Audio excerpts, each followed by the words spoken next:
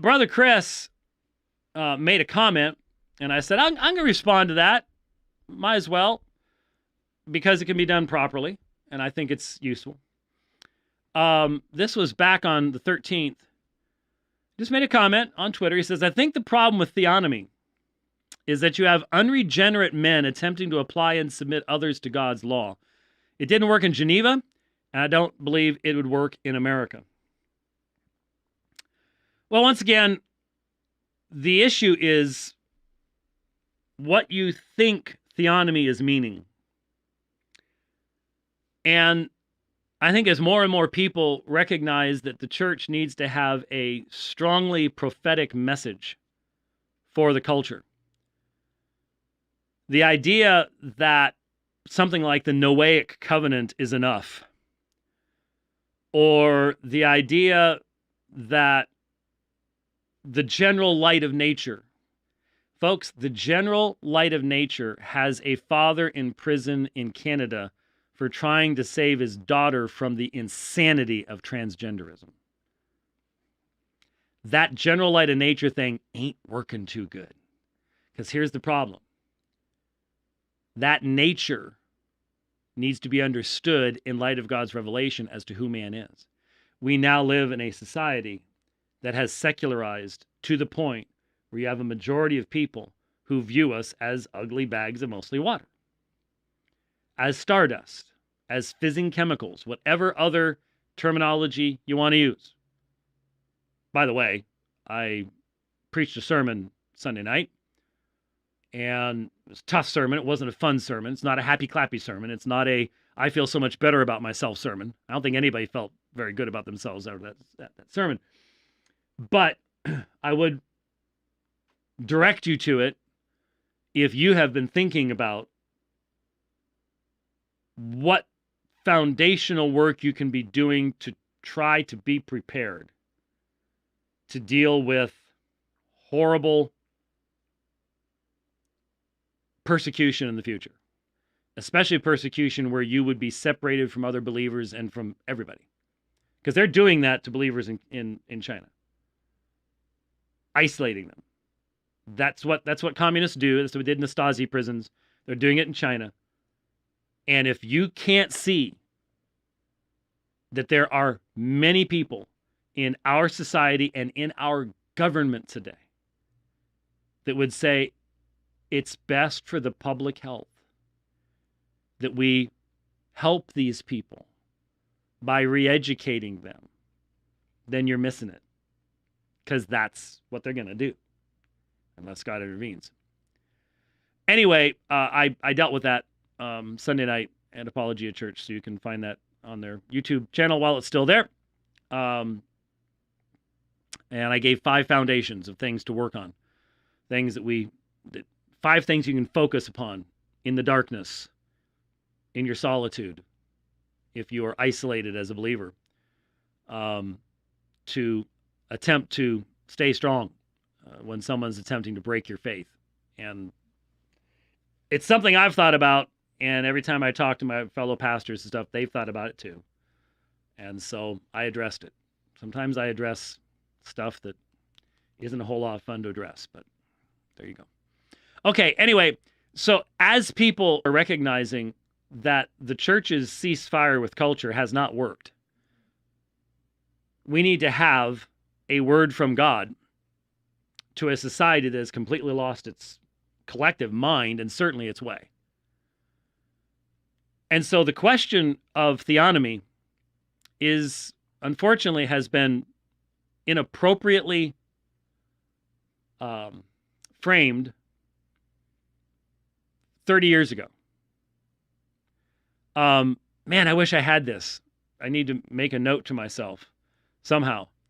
I need to track down Bonson's response to Westminster's book, because I've never seen Bonson spit flame like he did in this. And basically what he said was, given what's happening in our society, given what's happening in regards to homosexuality and issues like that, isn't it astonishing that when Westminster Theological Seminary can finally get all its professors together to write a book, to take a stand on one issue, it's not about homosexuality, and it's not about marriage, and it's not about any of the other things. It's against God's law. That's the one thing they can all get together and say, that's a bad thing. And I've admitted, I was influenced by that book. I graduated from seminary right at that time. And so I heard all this stuff, and I imbibed all that stuff. Now we're living in a day where we literally are in a culture that wants to make it evil to use words like father, mother, husband, wife, child, family, male, female. All the common grace stuff is gone. Okay? That ain't working. All the natural law stuff, you have to have a mind that recognizes there can be a source of coherence to have natural law. We're past that. So we've got to have a foundation to stand on. Autonomy hasn't worked. Theonomy does not mean that you take your 3-year-old to church and stone them in the front yard if they've been naughty that week. Okay? If that's what you think it's about. Now, by the way, if what God's law said about that you think is bad, you got a problem. Because you got a problem with the same law that Jesus said was holy and just and good. So did Paul. Okay? But if you think that that's what anyone who calls himself a theonomist today is saying, then you've missed it. You've only been reading one side, and mainly only on the internet. I'm not talking about Kris here. I love Kris. I'm just pushing back to Kris to go, hey, think about this, bro, because I was once there. I get it. I'm not there anymore, and here's why. What must be the source of our law? What must be the source? If it is to be derived from the demos, the people, can you not see what that results in? We're seeing it right now. Everyone's starting to see there are now 2 laws in our land. There are now 2 laws in our land. If you're on the left, you get one set of laws, and if you're not, you get another set of laws.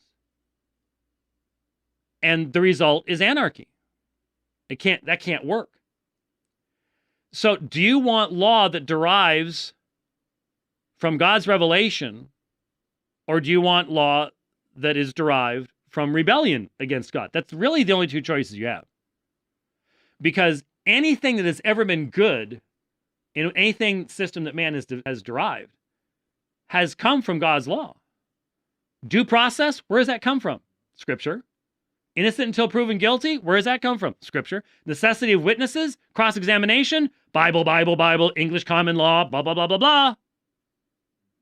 You throw that out, what do you get? You get the Soviet Union. You get communist China. There's not much in between. Well, in fact, there's nothing in between. So when it says it didn't work in Geneva, what do you mean by that? Because what you have in Geneva was the continuing medieval synthesis that created sacralism. And sacralism, I understand how someone would go, you want sacralism. No, I don't want sacralism. I want to speak the truth as to what God's law says, because that's how mankind knows what man is. I can't testify that every male is actually a male, is called by God to be a male and to man up, if I don't have a foundation for saying that. And you might say, well, natural science can do that. Natural science as interpreted in what world? Natural science in a world where natural science has laws that makes it consistent, sure, but now you're borrowing from my worldview again. You can see how, quote unquote, natural science is being used by everybody to substantiate everything now, because there's no consistency in the worldview that people are embracing. So sacralism involved a incestuous connection between church and state, where the two sort of like violated the hypostatic union. Okay, so when you get the intermixture, like in Eutychianism or Nestorianism, Apollinarianism, Eutychianism, when you're talking about Christology, you get that unnatural intermixture which ends up destroying sphere sovereignty. The church has its sphere, the state has its sphere, but they're both subspheres underneath God. And the church says to the state, here's what God says.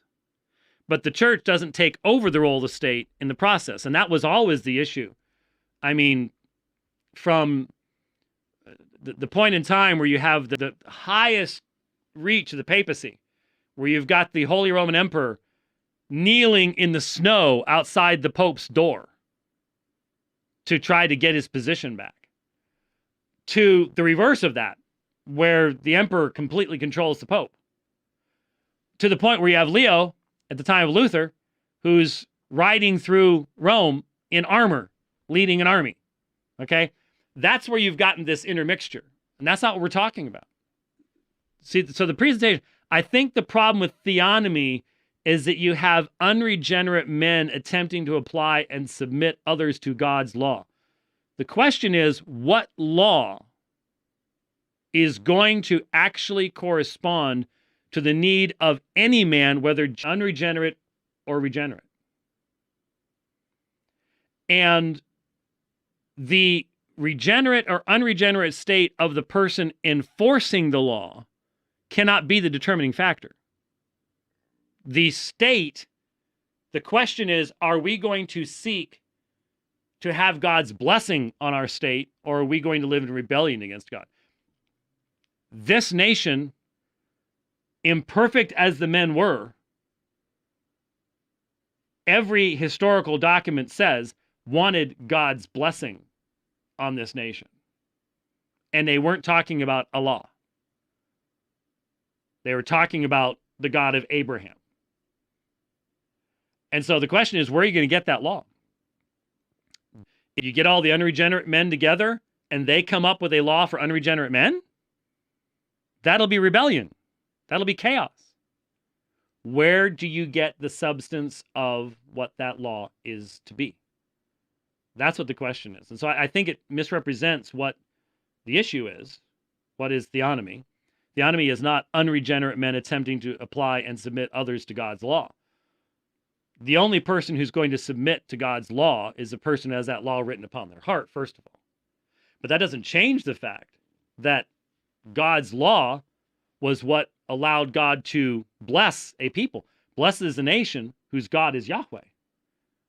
But then Proverbs says sin is a rebuke upon any nation. Well, where's that sin? How do you define what that sin is? It says any nation. So when the pagan nations broke God's law, that was a stain upon them, according to Scripture. So what does that mean?